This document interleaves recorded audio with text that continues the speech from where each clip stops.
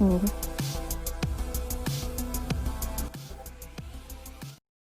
Ok, pera. Já estamos no stream. Acho que podes começar.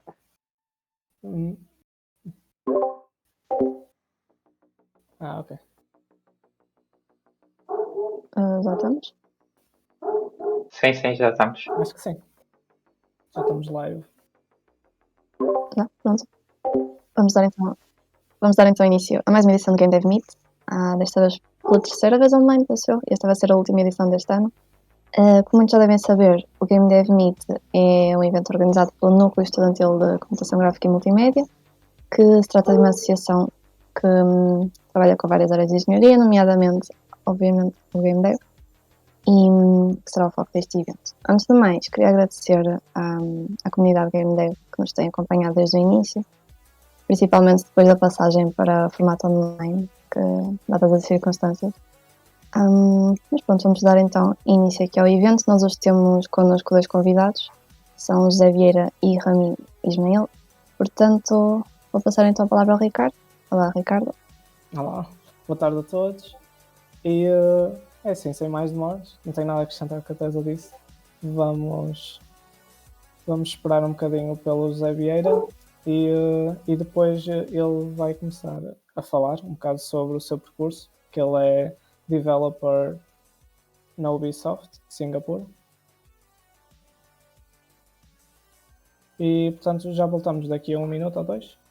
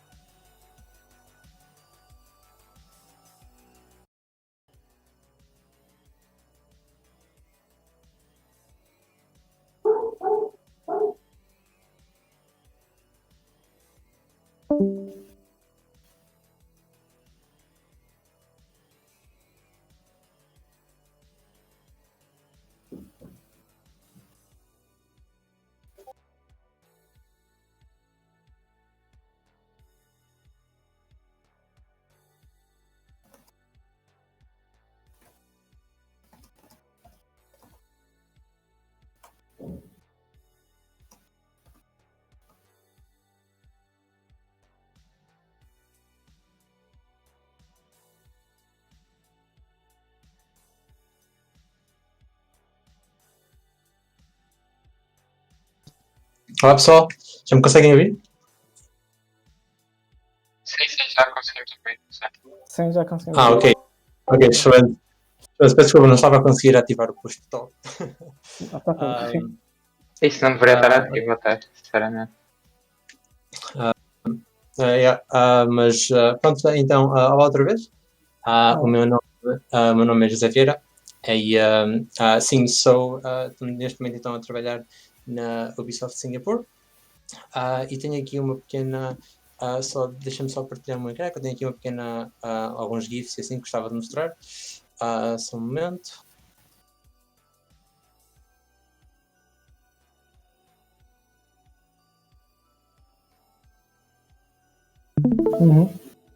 Ok, estou a partilhar uma ecrã, se puderes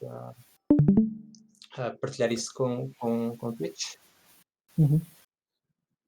Acho que até já está a aparecer. Sim, já está.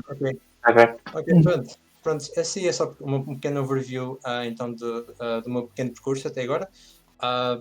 Estive então na onde da FEUP durante então o curso todo e tive um pequeno estágio numa empresa chamada Mimicry, que era uma desenvolvedora de jogos de VR.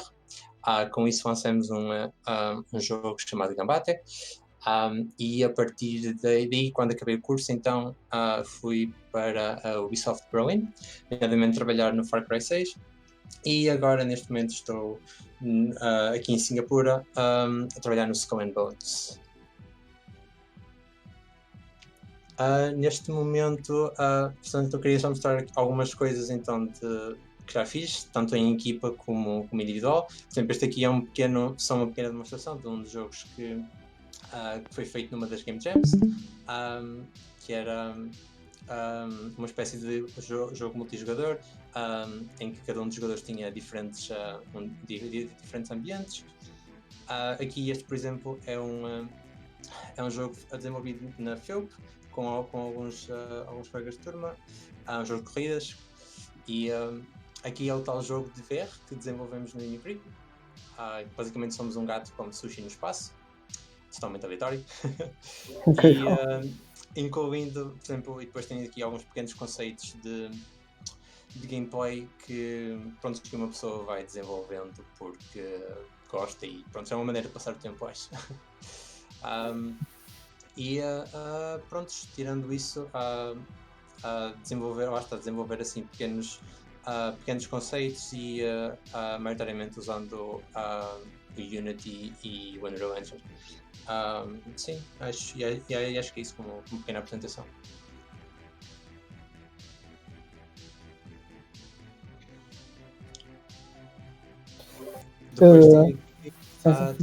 Depois tenho aqui dois dos projetos que fiz que mais gosto, nomeadamente quando fui fazer as entrevistas para a Ubisoft, foi o que gerou mais interesse e mais perguntas. Foi, por exemplo, o primeiro, em que é uma espécie de tentativa de replicar um bocado do gameplay do Deus Ex Human Revolution, com alguns dos sistemas. O segundo é uma espécie de plugin para Unity, em que é a implementação de um sistema de behavior trees. O Unreal tem um sistema de behavior trees muito interessante e o Unity não tem nenhum de raiz, então decidi implementar e segundo as entrevistas que já fiz na Ubisoft, e assim, o pessoal, nomeadamente é este que mais tem interesse. E é isso. Fizeste isso como projeto pessoal ou foi mesmo como algo pedido pela tua candidatura para a Ubisoft? Não, estes aqui são estes dois são projetos pessoais, simplesmente coisas que fui desenvolvendo ao longo do tempo, e pronto, também como uma maneira de acrescentar portfólio, porque é sempre bom conseguir mostrar alguma coisa, e pronto, e estes, segundo o feedback que recebi, foram boas apostas. Sim, por acaso, tentar replicar o ponto de vista de amigos do Deus Ex é bastante bom. Já falando das entrevistas, achas que, por exemplo, numa empresa como a Ubisoft é assim muito diferente o sistema de recrutamento do que uma empresa assim mais startup, mais nova? É sim, eu não tenho muita experiência a nível de outras empresas, porque este foi mal saí da faculdade, este foi logo o meu primeiro trabalho. No entanto, posso comparar um bocado com o estágio que fiz, que era uma empresa na VR, uma empresa um bocadinho uma empresa mais pequena, e definitivamente o da Ubisoft foi bem mais longo. Houveram várias entrevistas com testes tanto testes práticos, em que tinhas que desenvolver alguma coisa, em que tinhas que resolver um exercício, como testes teóricos. Então houve uma secção de testes que teve que ser feita, então foi um processo um bocadinho mais longo.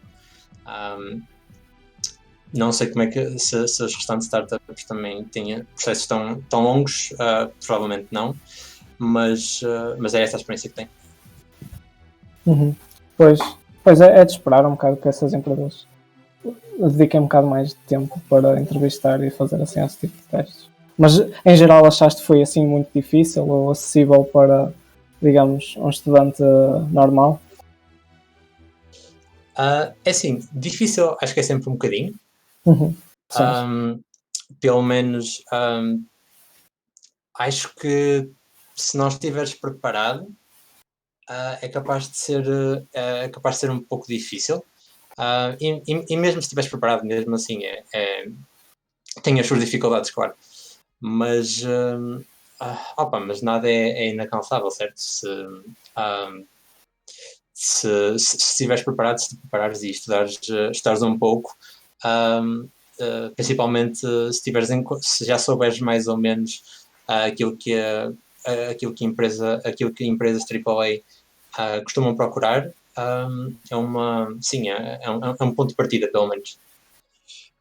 Quando falas aí, por exemplo, na preparação, conselhos é que podes dar? Deveríamos preparar-nos mais no desenvolvimento de jogos mesmo em si, ou são mais perguntas de algoritmia e coisas do género que eles costumam perguntar? Isso por acaso é uma excelente pergunta. Tendo em conta que normalmente as empresas AAA usam C++, é muito difícil, basicamente é muito difícil de fugir desse aspecto, certo? E, por exemplo, na FEUP não há uma grande ênfase numa tecnologia em específico, é mais o conceito em si. E então, depois de aprendermos C++, não voltamos a usar ou não praticamos o suficiente. Então, cabe mesmo à pessoa continuar a aprender um pouco sobre essa tecnologia, porque realmente se queres entrar no desenvolvimento de jogos AAA, não há como escapar ao C++.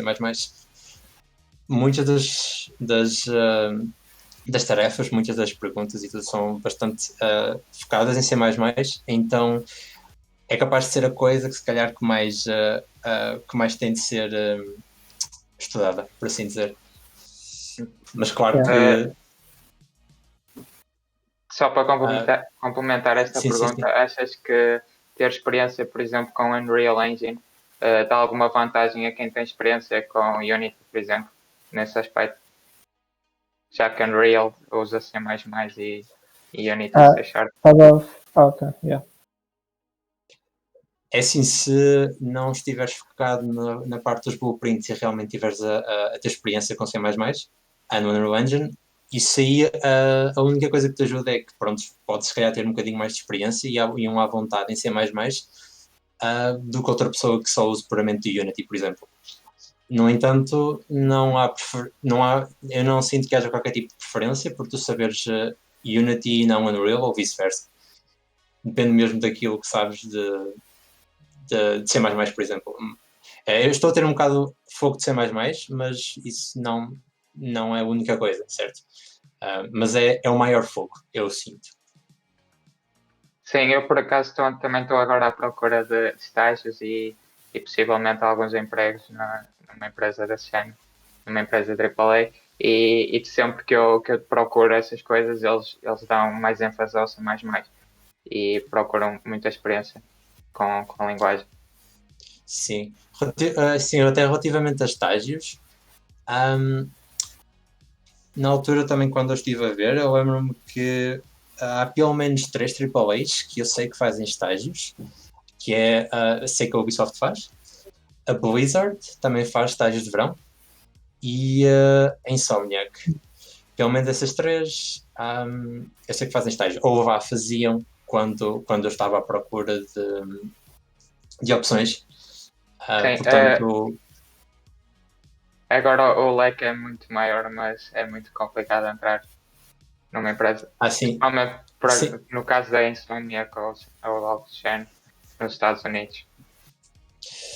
Pois sim, ainda para mais com a situação atual que o mundo está a passar, é capaz de ser bastante mais complicado, sim.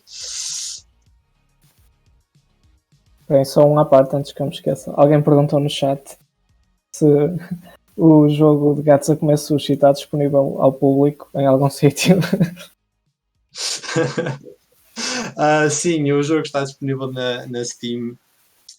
O jogo chama-se Gambate, com 2 T's. Sim, a força. É um jogo em VR, só dá para jogar em VR. Mas sim, se tiverem uma HDMI, sim, com certeza vão experimentar o jogo. Ok, pronto. Alguém há de meter o link depois.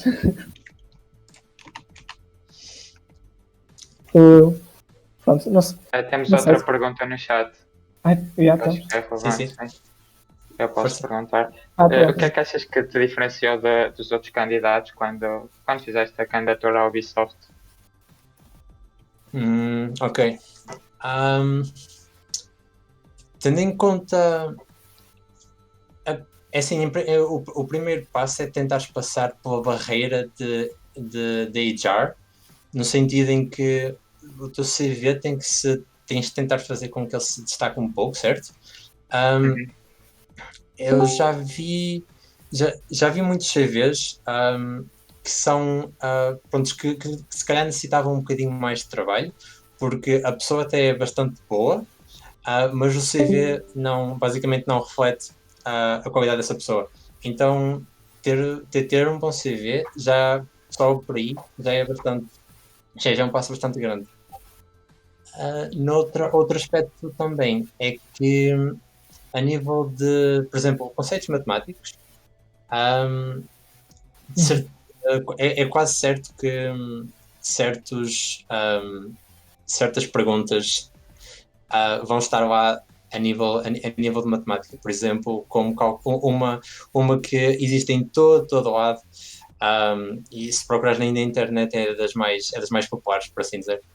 É, por exemplo, como calcular o ângulo entre dois vetores, que é uma coisa bastante simples, mas se já não tiveres a experiência de teres feito isso, é uma pergunta que vais estar lá há muito tempo, e podes, por exemplo, nos testes online, por exemplo, podes perder muito tempo com isso, e se já souber, basicamente é quase um processo automático, é bastante rápido. Então, um bocadinho também de ênfase nos conceitos matemáticos também é bastante importante. Tens algum site que recomendes para isso? Ou é mesmo lead code ou sites desse género? Há um youtuber bastante bom a nível de matemática, eu não me lembro do nome. Eu posso partilhar eventualmente, talvez no chat depois da sessão acabar. Posso ir procurar, mas agora não me lembro. Mas há mesmo um youtuber bastante bom sobre conceitos de matemática, mesmo aplicado a jogos. Ok, agora eu tinha uma pergunta um bocado mais diferente. Tens assim algum jogo favorito? E qual é o teu jogo favorito da Ubisoft? É assim, o meu jogo favorito de todos os tempos não é da Ubisoft, é da Square Enix, Final Fantasy VII. Okay. Esse jogo tem está bastante perto do meu coração. Agora, o meu jogo favorito da Ubisoft é, sem dúvida, o Assassin's Creed Brotherhood. Assassin's Creed 2 Brotherhood. O Ezio Auditore é tipo um personagem incrível e eu adoro. Sim, por acaso também acho que esse foi dos jogos que me fez gostar assim mais dos jogos da Ubisoft. Deu ali aquele startup ao franchise. Eu pelo menos acho que foi o que me marcou mais também, dos Assassin's Creed. Acho que essa é uma resposta geral no mundo todo. Acho que toda a gente prefere o segundo jogo. Sim, é um bocado mais refinado. Eu também conheço muito pessoal que prefere o 4 por causa do conceito de piratas e a parte né, de estar a navegar no oceano, assim, é muito fixe. Mas sim, acho que é um conceito bastante comum do pessoal gostar muito do 2. O 4 tem aquela cena de ser bastante diferente dos anteriores, tipo, tem aquelas mecânicas dos barcos e assim, por isso também. Exato. Já que mencionaste jogos da Ubisoft, eu perguntava já sobre o Far Cry 6. Em que parte do jogo é que estiveste envolvido? Se é que posso perguntar isso. Exato. Relativamente a essa pergunta, neste momento ainda não posso falar disso. Peço desculpa, ainda não posso falar disso. Ok. Ainda tem de sair mais uns trailers e umas coisinhas antes de poder mencionar essas coisas. O Far Cry 6 está. Pois já ainda não sabe muito bem quando é que vai sair, não é? Só para o ano, mas exato, pois. E qual foi, não sei se também podes responder, já que não podes mencionar essas coisas, mas qual é que achas que foi a maior dificuldade em entrar numa empresa dessas e começar logo com um jogo tão grande como o Far Cry 6? Sim, da dificuldade. Sim. A nível de dificuldade, eu até passo e aproveito já para mencionar o programa em que eu atualmente estou, que é chamado Graduate Program. Basicamente a Ubisoft tem uma coisa que é um programa onde são escolhidos algumas pessoas para basicamente acabar de sair da faculdade. Ou acho que tens que ter menos de 2 anos de experiência na indústria para poderes aplicar. Então basicamente é um leque de estudantes ou de graduates que acabam de se aplicar para esse programa. E acho que a dificuldade por aí passa em passar por porque há muita gente a aplicar-se a esse programa e há um bocadinho de dificuldades a tentares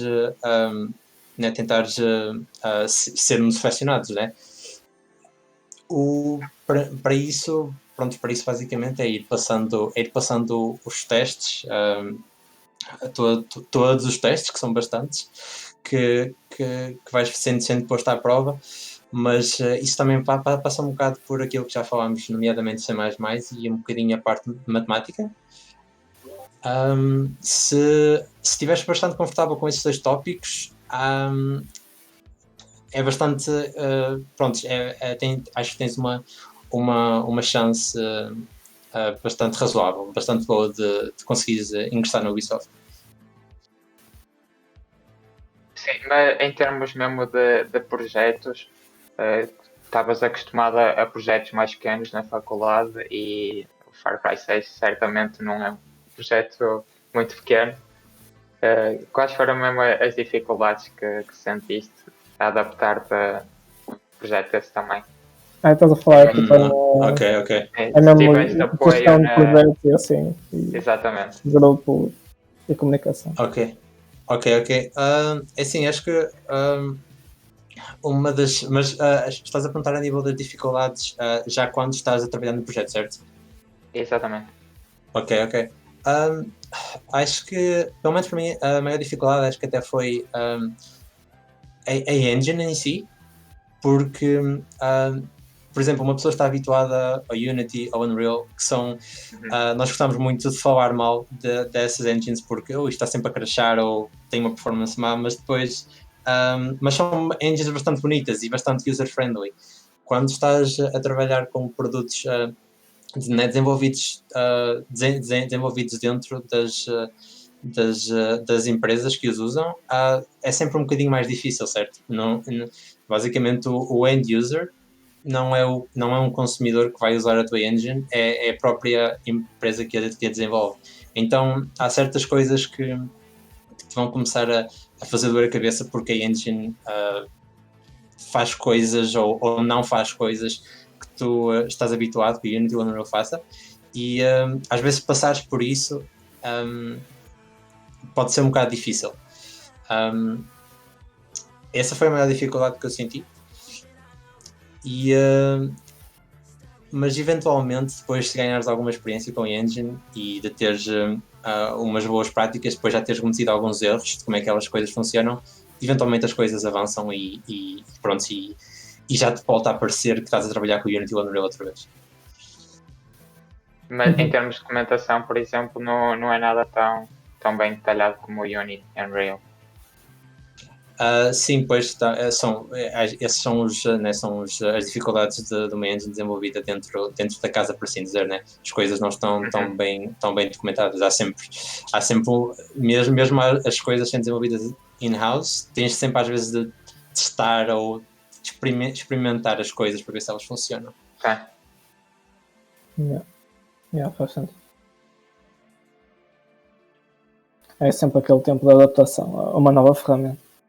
Sim, exato. E às vezes, e dependendo da ferramenta, pode demorar 1 mês, 2 meses, 3 meses. Portanto,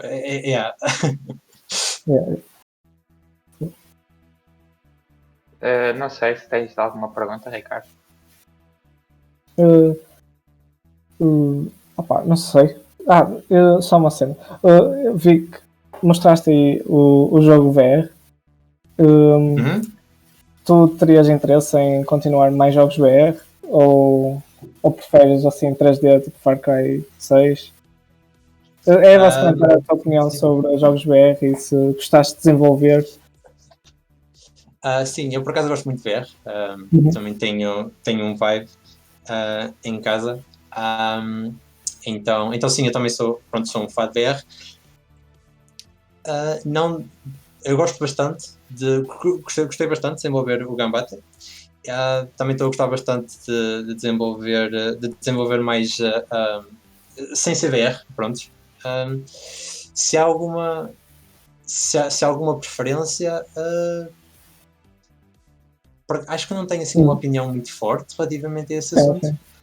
Neste momento estou a gostar de desenvolver os jogos que estou a desenvolver e pronto, acho que não consigo dizer se tenho uma preferência ou não. Ainda estou também a explorar um bocadinho as águas, por assim dizer. Sim. Compreendo. Portanto, mas basicamente é uma boa experiência BR também, é isso.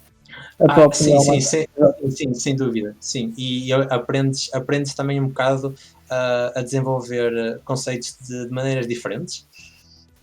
Principalmente porque o design, a nível de game design, é tão diferente que tu tens, sim, tu acabas por ter experiências diferentes simplesmente por um método de jogar o jogo ser assim tão diferente do que simplesmente 3D normal. Sim, é que... O que também é mesmo muito interessante. Exato, porque em VR até temos de pensar em coisas como: será que isto não vai fazer a pessoa desmaiar ou assim, ou ficar tonta ou desconfortável ou com náuseas? Há todo isso. Sem dúvida. Esse aí é um struggle constante. Tentas fazer com que as pessoas não se sintam mal. O que sinceramente também pode acontecer em jogos 3D, certo? Também há pessoas que se sentem mal a jogar simplesmente jogos 3D, mas a probabilidade é muito mais reduzida. Sim. Eu tinha um primo meu que ficava mal disposto a jogar Minecraft, acho. Mas tipo mesmo mal disposto. Se eu então estivesse a jogar Minecraft em VR, nossa. Exato. Que pesadelo. Mas pronto, Pedro, queres perguntar mais alguma coisa? É que também depois vamos ter de ir falar com o nosso outro convidado, que é o Rami. Exato. Parecia muito tempo, mas passou rápido. Passou rápido. Deixa-me só dizer mais uma coisa, que é mesmo para o pessoal que querem ingredir um pouco mais por AAA, então para ver, tentar tipo mesmo procurar estágios a nível de nem é preciso ser AAA, mas talvez tentar o máximo possível numa empresa de jogos e tentar às vezes investigar esse tipo de programas como a Ubisoft tem, o Graduate Program, que são programas mesmo interessantes e eu acho que não, pelo menos em Portugal, acho que não são conhecidos o suficiente. Então muito pessoal passa ao lado porque simplesmente não sabe que tais programas existem. Eu acho que a Electronic Arts também tem uma coisa semelhante. Não tenho 100% de certeza, mas é uma coisa a investigar.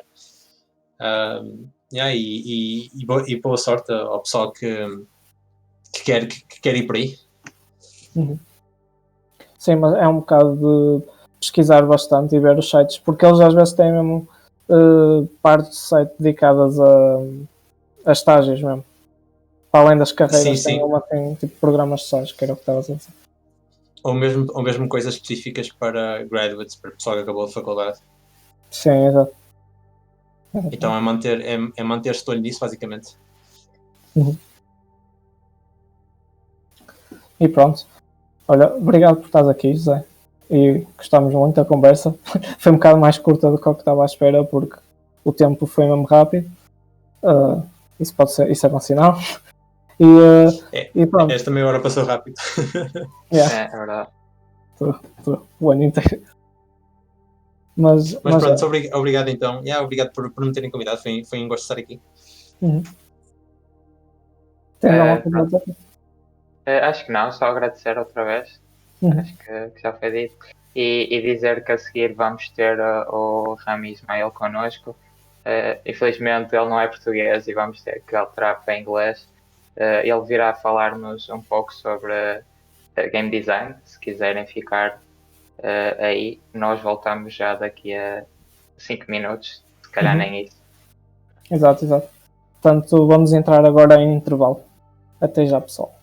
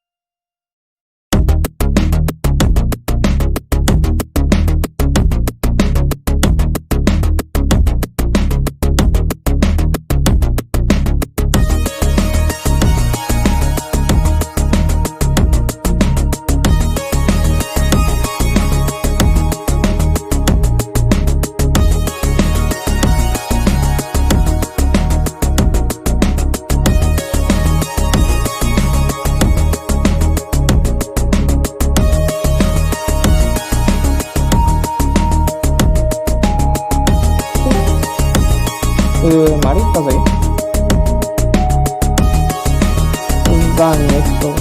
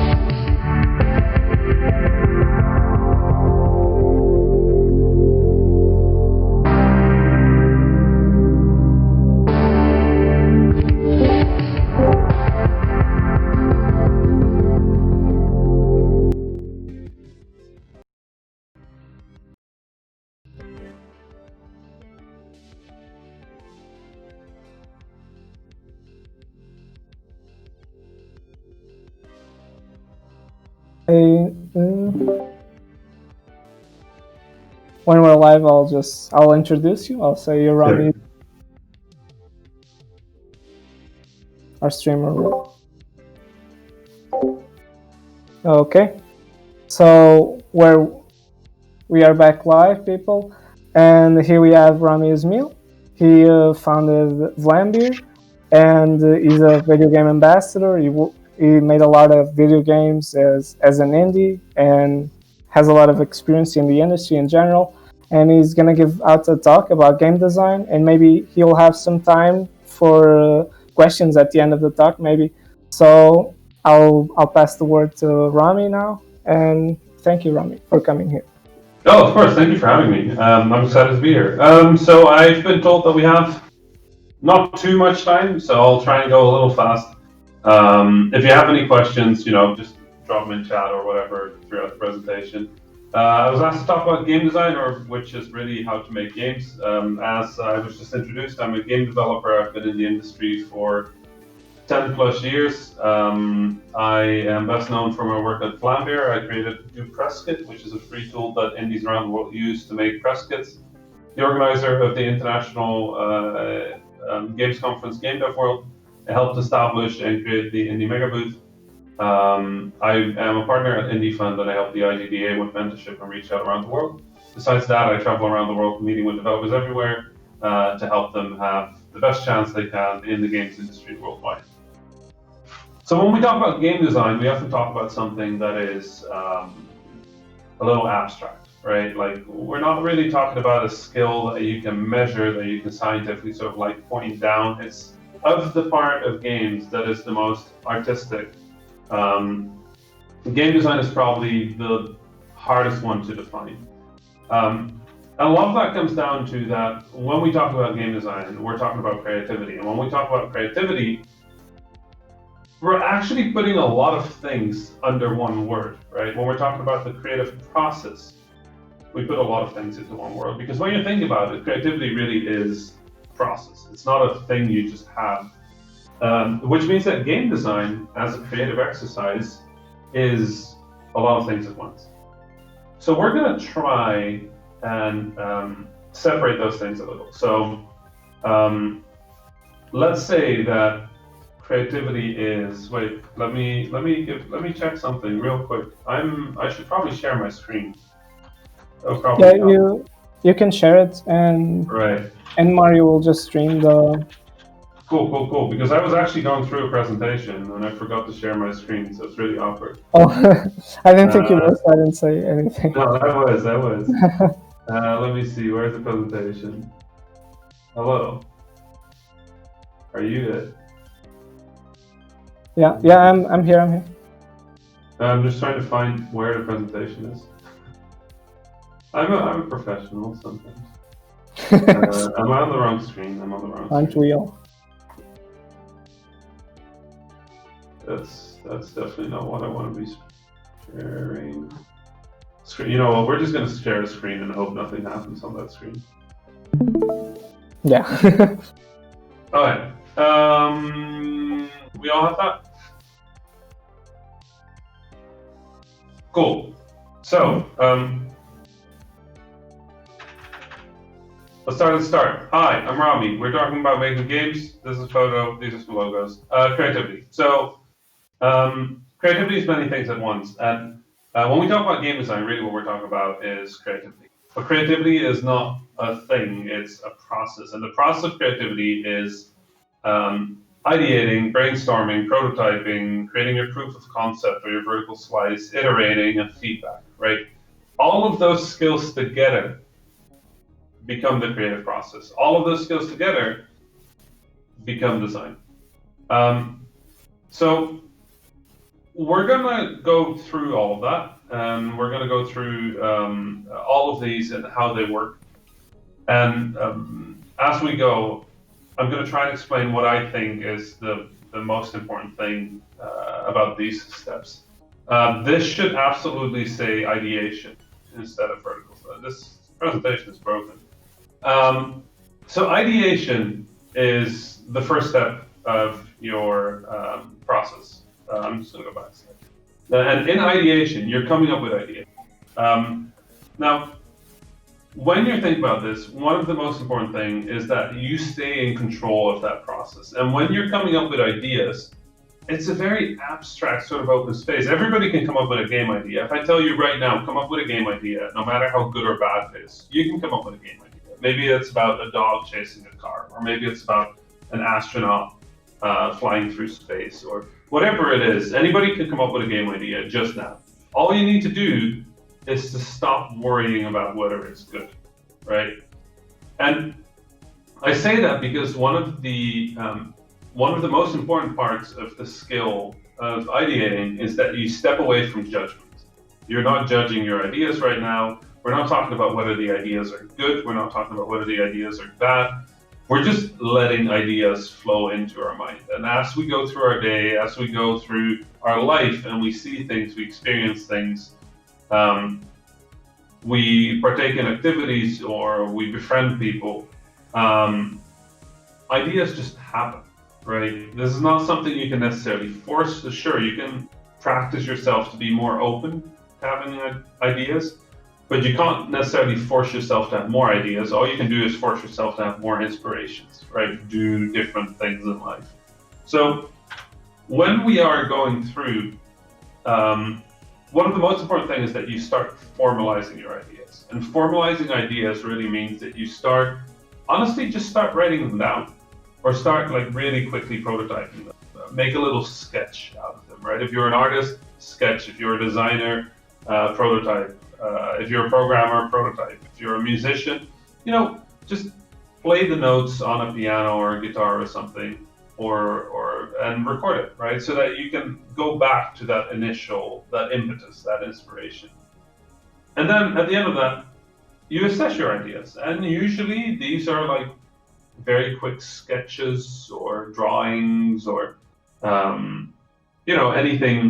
anything simple that you've just kind of like jotted down. When you think about this, a lot of people think that at this point things have to be pretty complicated, and the reality honestly is that at this point things have to be very simple, and they have to be sort of undefined, unassessed. This is not where you figure out whether something is good or bad. This is just where you figure something. When I used to work at Vlambeer, Jan-Willem Nijman, my co-founder, was in charge of most of that. But when you look at where things were at this point, they were usually very early. On the top left, you see an example of an enemy, right? A very early idea of an enemy. In the middle, you see the base idea of Luftrausers, where it was just like, okay, an airplane that can turn up and down, it can accelerate. If you let go, it falls. If you press X, it shoots. If you let go of X, it repairs. And it was kind of based on the rule at Vlambeer that if there was a reason to press a button, there also had to be a reason to not press a button, right?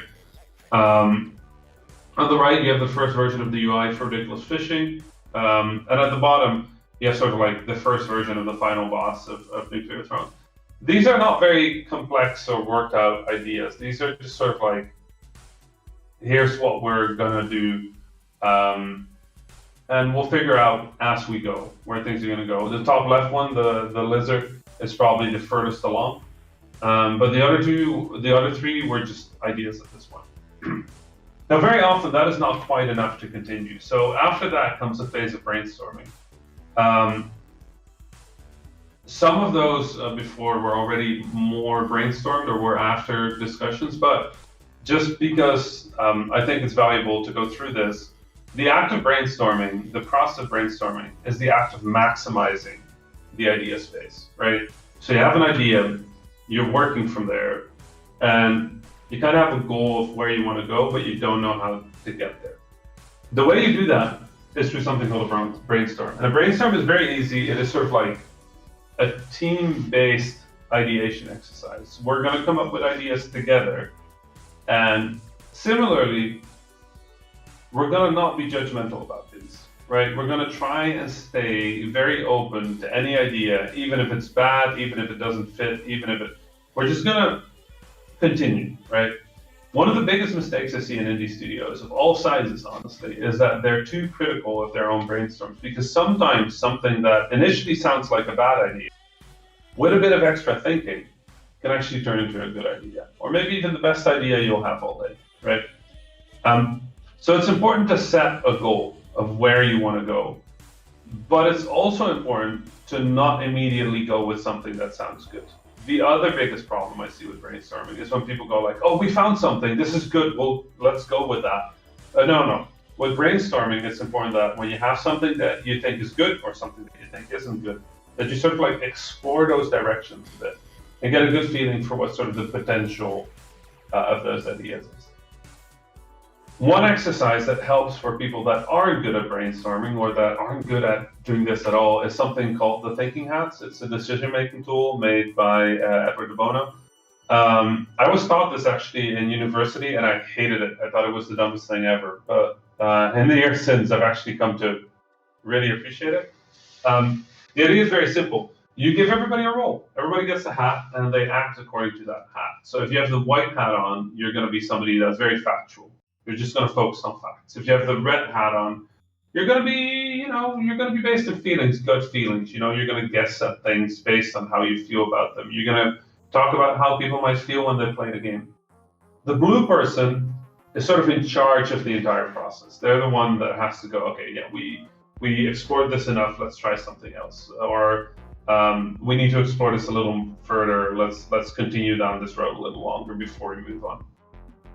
The creative person is just coming up with ideas. That's literally just it. Just come up with any idea, good, bad, funny, silly, ridiculous, anything goes, right? You just come up with ideas.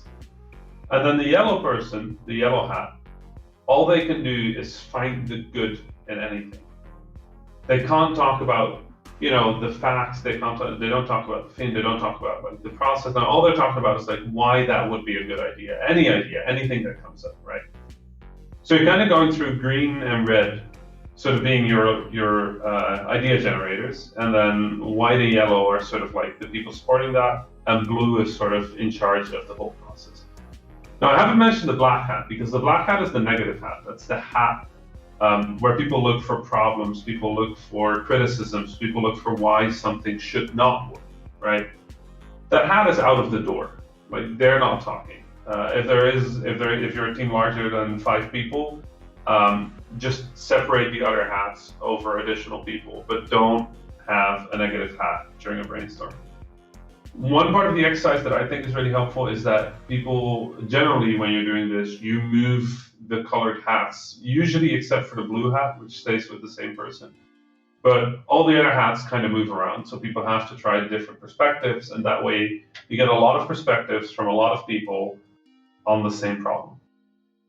When you're done, you assess the result of that brainstorm. And again, we're not necessarily looking for saying which ideas are good or bad. At the end of a brainstorm, you're kind of looking for the ideas that feel actionable, right? The ideas that make you go like, oh, we should do that, or we should try that, or I'm not sure about how this would work, but we should figure out whether it could work, right? There's an example of what that might look like, just lots of ideas, and then ideas that got implemented with the checkbox or the red box around it. This is from Wasteland Kings early on by Jan-Willem Nijman and Paul Vieira, Kozilek, and sound designer Lobster back in the day, Jonas Turner. So then we're going to go into prototyping. And prototyping is the first, very actionable step. At this point, the process is about how can we, as rapidly as possible, test the assumptions and uncertainties that follow from our brainstorm.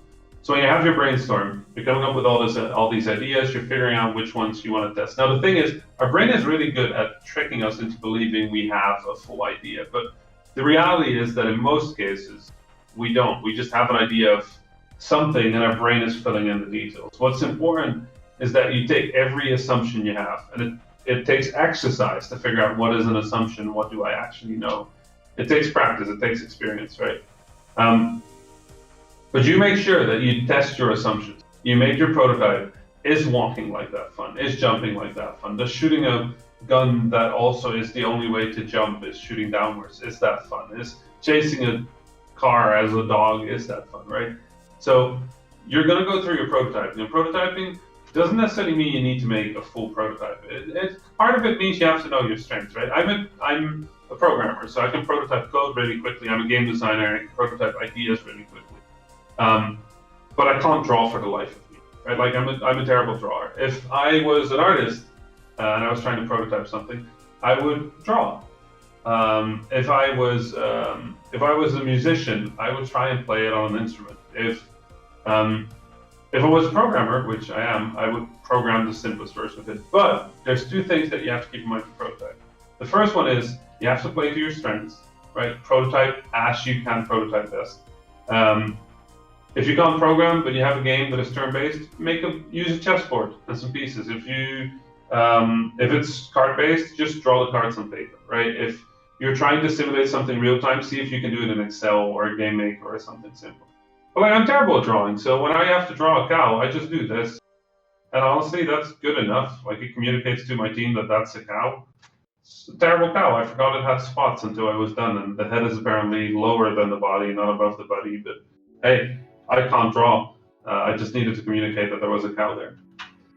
And know your tools. Like, this is not the part where you're going to look for the best tools possible. You're not going to try and make the best code possible. This is not stuff you're going to keep. This is stuff you're going to throw away. Your prototype is not what you're going to build your game on. This is just testing. So get out of your head that this has to be good, that it has to be coded properly. Code it as shitty as possible. You don't even have to have a functioning... If you are making a card game, it doesn't even have to be random cards. Just, create the card order and then just have Excel randomize it or something. Now, your prototype is the first one where you're actually assessing, because based on what works in a prototype, you're going to continue in that loop of iteration. I think we talked about that the last time you all saw me, or most of you saw me, but you're basically figuring out what you're going to test. You're testing it, you're figuring out whether the tests work, what worked, and then you're keeping the things that did work, and then you go back to ideation. Now you ideate with a bit more background, so you can keep assessing, you can keep figuring out whether things work. From there, usually you go to a vertical slice. The prototypes work, the game design works, the art style works, all of that works, and now you're going to try testing all of it. And for the process control there, the most important thing is that you find the perfect slice. You find a part of your game that summarizes everything, that has the art, that has the music, that has the sound, that has the ability for the player to engage with the main mechanics in different ways. And usually, it's like 1 to 5 minutes long. It's not like a vertical slice is rarely much longer than that, but it should usually closer to 5, honestly. But it shouldn't be this huge thing. It should just kind of be a space in which people can see, like, okay, so we've tested the flow from concept art to final art. We've tested the flow from a sound concept to the final concept. We've tested the design. We've tested the prototype. We've shown that the team can make these. We've tested the pipelines. And the vertical slice is the part that you can propose to publishers and that you can sell. So you're assessing your vertical slice based on how close it is to what you had in mind. And if it isn't close to that, figure out why it isn't. From there on, it's iteration. And iteration is, in many ways, a little different from everything we've talked to before, because you're basically looking at what you have, where you want to be, and you realize that where you want to be can shift. Right? It's not an A to B. If it was an A to B, none of this would have been necessary. It's an A to sort of like this region. And your iteration is sort of like this loop where as you gain more information, as you test more, as you build more, the loop gets bigger and bigger until eventually it hits the region you want to be in. So for iteration, it's important that you set a goal. And for iteration, it's important that when you have a goal, you actually go for it. Right? When you have something, you actually go for it. When you think it'll work, at this point it's defined enough that if it feels like it works, it's probably going in the right direction. And you can go with it, right? Sometimes you might have to backtrack a little, sometimes it doesn't end up working just right. But if you repeat this process, eventually you'll have a video game.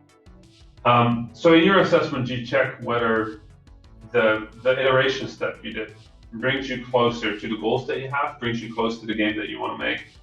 And then you end up making a decision. You end up deciding on whether this direction is still good and whether the iteration is going in the right direction. And they go from there. Eventually, you take your prototype, and again, this is from Vlambeer's work, back when I worked at Vlambeer. Eventually, your game transforms from a prototype into a full game, from a vertical slice into a full game. And in each of these examples, in the top left, you've got Wasteland Kings. In the right, you've got Nuclear Throne. You can see, for example, that in the Wasteland Kings, the early version with the purple character, this was sort of a menu. In the final version, we'd established that we wanted a bit more narrative, we wanted a bit more atmosphere, so now it's at a campfire. All of that happened because the musician made sort of a Western sounding track, so we ended up using the Western sort of inspiration. For Luftreise is a game about being the best fighter pilot in the world. At the top in brown, you have the original version. At the bottom, we realized that the chaos and the spectacle of it was really important to us. So you see all these effects. You see all these extra smoke effects, explosions, stuff like that, to really drive home what we're trying to do. In Radical Fishing in the bottom left, you see a little shop, but it didn't really have a place. It didn't have a location. And in the final version, it has a location, it has a place, and it ended up being more what we wanted. So finally, I want to really quickly touch on feedback. Feedback is incredibly important. If you're working in a team, it is important that you create a good atmosphere for feedback. That means that feedback has to be safe. Ask people whether they want feedback, right? If you're in a team, you should generally be open for feedback, but it is also okay to occasionally just be like, okay, not now, not today, I'm working on something, I'm focused on something.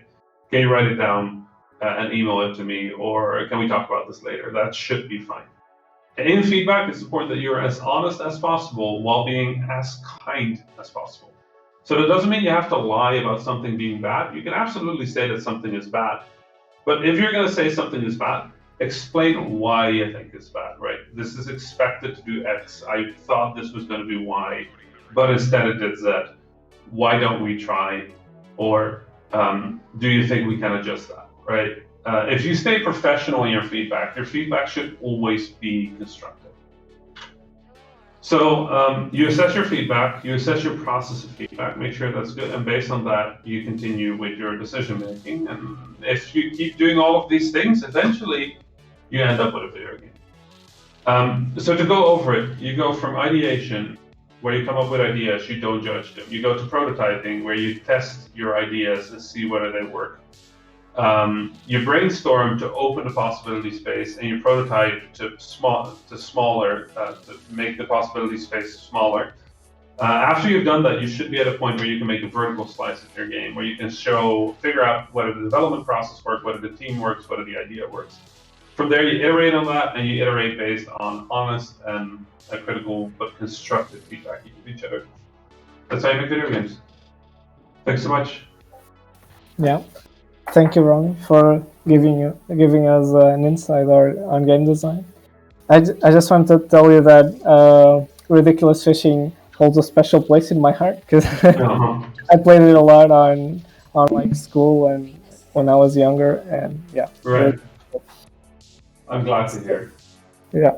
So I don't know if you have time for some questions. I have time for some questions.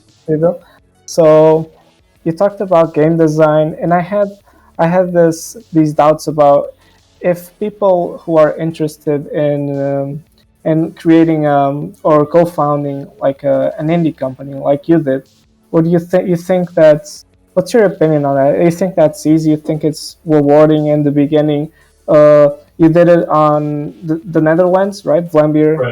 Right. So yeah, is like the European countries like the same? Do you know something about that? In every country, entrepreneurship is different, right? Like starting a company has its own risks, its own context. In the Netherlands, one of the things that is wonderful is that we have really good social support networks. So if you start a company and it doesn't work out, you'll be fine, right? It's not going to be the best years of your life. Like welfare is still not something that people strive for. It's something that you end up in. But regardless, it's relatively low risk in the Netherlands, especially when you're a student or just starting out. That said, it's different per country, right? The costs of starting a company are different per country. The reality of entrepreneurship is the same. It is a highly stressful thing. It is a job with a lot of responsibilities. And if you truly want to enjoy making video games for fun, it is not what you should do. Honestly, you should probably not you should probably not work in video games. It's like making games Yeah. is like you want that to feel fun. You're turning it into a job, right? And the job Exactly. the job of running a game studio is partially about making games, but for a much bigger part, it's about how do we pay the bills, right? How do we keep the company afloat? How do we market our work? How do we make sure our community is in a safe spot? And I'm a programmer. I did not expect that I would turn into a business person in the next 10 years, and I still try to program every day because I get sad if I don't get to, make things and break things. But I had to. At some point, I was just doing business, and it was not what I expected. That said, it turned out that I enjoyed the business of it. I enjoyed the balance of like making art and making money. So in the end, it ended up really good for me. But the honest truth is, my theory is that if you're the kind of person that would start a games company, me telling you it's a bad idea is not going to stop you.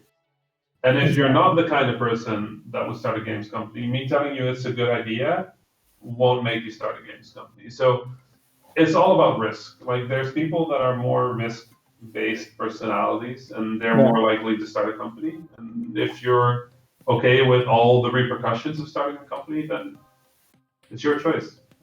If you don't feel convinced you should start a company, then don't do it. Yeah.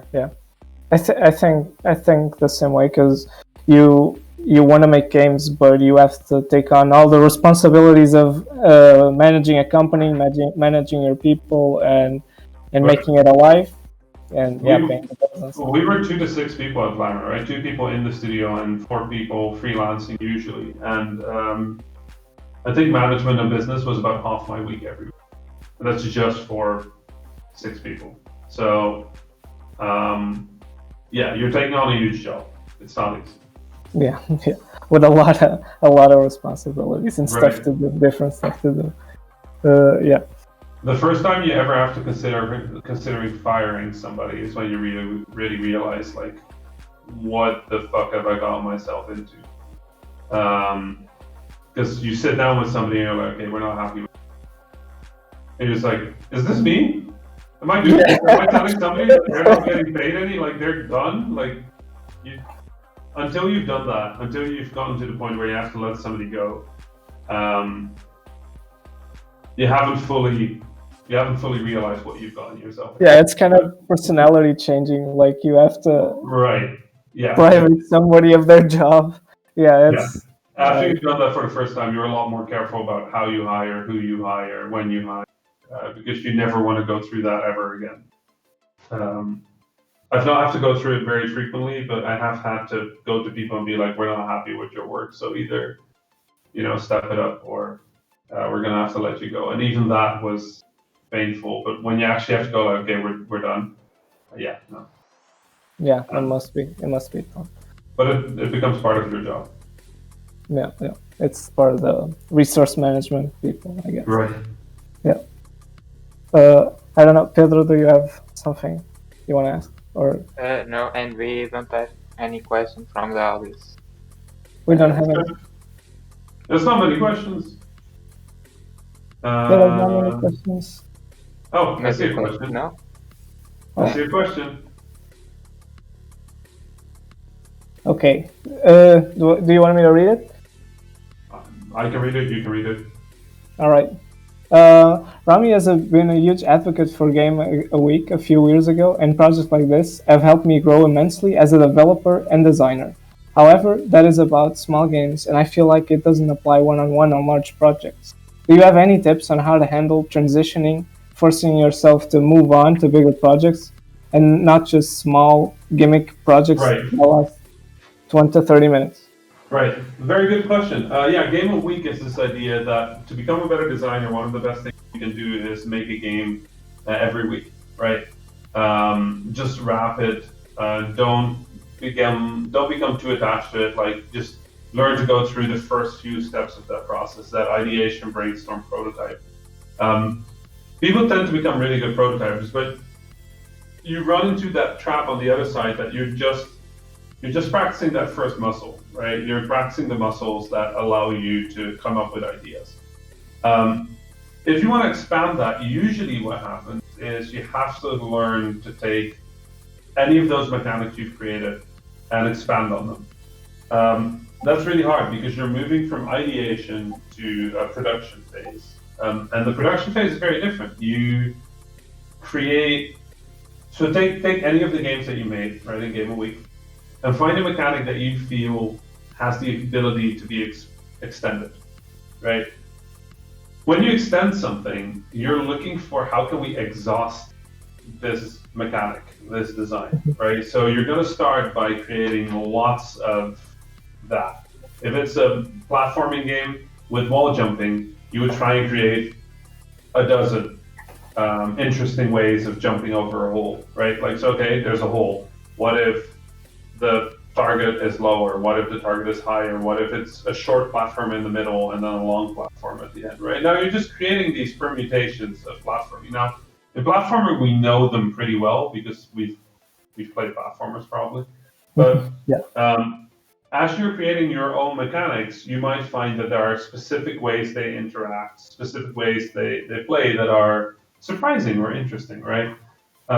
So you start on content production or design exploration, where you're just using one of your mechanics and you try to exhaust it as much as possible. You try to create 10, 20, 30, 50 different scenarios in which it's being used. And then when you're done, you kind of look at it and go like, okay, these 5, this one, this one, this one, this one, and this one, these are the most interesting. And then you do the same thing, but you do it for another mechanics, right? A second mechanic. So maybe a wall jump or a grappling hook or whatever it is. And you go from there. You do the same thing. You create as many scenarios as possible with that mechanic, without using the other mechanic necessarily, just that mechanic on its own if you can. You pick the best ones of those. Then you try and do the same thing for the two combined. And as you're doing that, you're kind of going from like, okay, we could do all of this with the mechanic. You're kind of going like, okay, so, but we are doing this, right?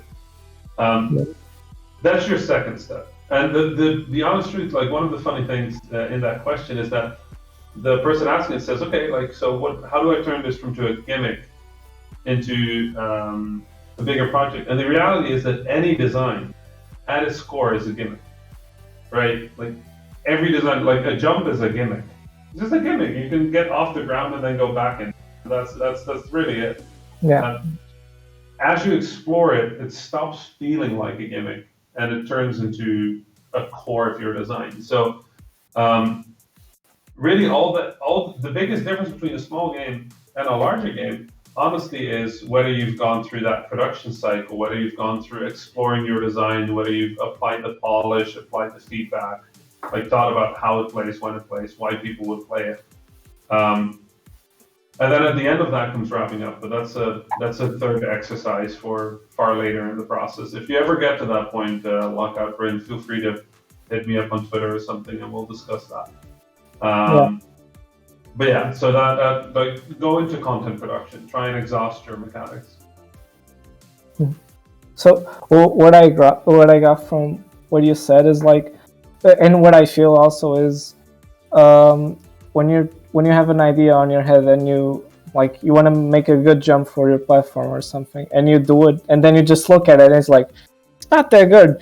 And I think the hard part is like iterating on it and insisting on improving the mechanic. Right. And that, I think that's what you said, like it distinguishes a small project from a large project where they devoted a lot of time on that specific thing. Right. So it gets a lot better and it gets closer to maybe what you imagined it. Right. Like the main thing is that you explore what the mechanic is possible with, right? Like it's not as much like coming up with mechanics at that point. It is what can this mechanic do that I didn't know when I started on this project, which very frequently you come across stuff in this phase, in this sort of like design exploration phase where it's like, oh, that's cool. Because after like the first 20 jumps you make in a platformer, you gotta go like, okay, what else? What else can I do? And that's actually where the interesting stuff happens. Or you might go like, oh, there's actually only 20 ideas I can have, and then I'm out. So this mechanic is not enough to carry the game. We need to think of other ways of exploring this, and that's kind of how it works. I think I referred to this in the IndieX talk I did, but like I think of it as plumbing, right? Like you're a plumber, like you're trying to fix a water system. Like you have a pipe, and you see whether enough water comes through, right? Whether enough like fun is in the game, and if there's not, you need to. But then the pipe might start leaking, and you're like, well, okay, so we need to. So you kind of build out. It's a lot of like creating your own problems and then solving them yourself, which, that's honestly the main trick there. Yeah, I think in a case study that, Right. like an example of a game that actually exhausted, for example, jumping is, I don't know, Celeste maybe. I don't know if you heard of Celeste. I think jumping carried the game. Like it's a platformer. It just does that, and it's. I mean, in a way, like I think the mechanic that really dash, right? The jump is actually not super relevant. It's the dash that made Celeste. That said, like obviously the jump is a huge part of that, but you can tell that if Celeste had just been jumping, well, when you add the dash, it carries quite a while. Then when you realize that they have the double dash near the end, that's kind of like an example of how that game grew, right? Like it starts with one thing, probably the dash, honestly, is probably the thing they started with. And then it kind of grows from there, and you start looking, okay, like how do we create interesting puzzles with this? How do we create replayability? And those kind of happen as you keep exploring those things. You can imagine that the dash has gone through phases where it had gravity, it didn't have gravity. You could aim it in all directions, you could only aim it in 8 directions, and they just kind of kept playing with it until it turned into the game that we now all know. To follow up on a remark in chat from Lockhopper in there, like they say like 99% of the prototypes don't reach that point of like, oh, I can do that. Right. Same for me, right? Like the folders I have full of prototypes that went nowhere is huge, right? And that's why Game of Week is such a good exercise, because it teaches you that most of your prototypes are not good and just are never gonna be good, or you might not be the right person to actually make those games. And all of that is fine. But if you don't practice that ideation, if you don't practice getting better at coming up with ideas, you'll never get to the point where you're actually like beyond that. So those few prototypes that you have where you're like, oh, I can do more with that. Yeah, try them. See whether you were right, because you might be wrong. Maybe one of the other ones is actually interesting. But, for now, let's try that. Maybe we'll do one more question on the chat, and then you'll be free to attend your next job. Talk. I have one more talk. So we have a question that goes, I have a game I've played around for months, but I don't know what to do with it right now. Should I try to finish and release it, or try to get a publisher? So I think it's important. It really depends on where you are in the process. If the point in the process that you're at is you're close to the vertical slice than to being done, if you can see how the game would be better with additional resources, right, with additional time, with additional money, with additional people on board, if you genuinely believe the game would be better with that, and you're near the point of a vertical slice, then try get a publisher. Like, why not? It's worth trying. Make a pitch deck, figure out the budget, show them the vertical slice, and give it a go. Like the worst thing that can happen is that they all say no, right? Slightly better than that is they all say no, but they also give you some feedback on how the game could be better. Best case scenario, you get the money, you get to make the game, right? If that doesn't work out and you can still make it without them, then make it without them. But I would never skip on the opportunity to put the game in front of people that are knowledgeable, that see a lot of games, that understand the market, and hear whether they're interested. I would never skip on the opportunity to practice the pitch for the game, because that'll be helpful when you make the store page. So, I would definitely recommend trying to pitch to publishers. Yeah, I think that's a good advice. Awesome. So, Rami, thank you for coming here. We're glad. It's a pleasure. It was great talking to you. It passed quickly the time, but yeah, we got to know a lot. We got to learn a lot of stuff. I hope so.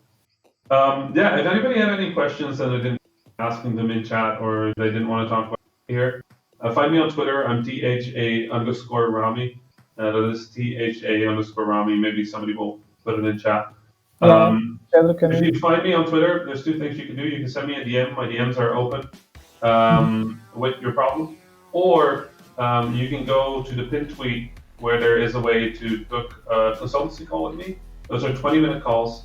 Porto, Portugal falls under emergent territory, so you are more than welcome to use the free call instead of the paid calls. Those are for Northwestern Europe and America and Canada, not for Portugal. So feel free to use the emergent territory one. It was a pleasure being here, honestly, and thanks for the questions, those of you who asked them. I hope it was useful, and we'll be in touch on Twitter. Yeah, very insightful. Thank you. Thank you so much. Yeah. Thank you.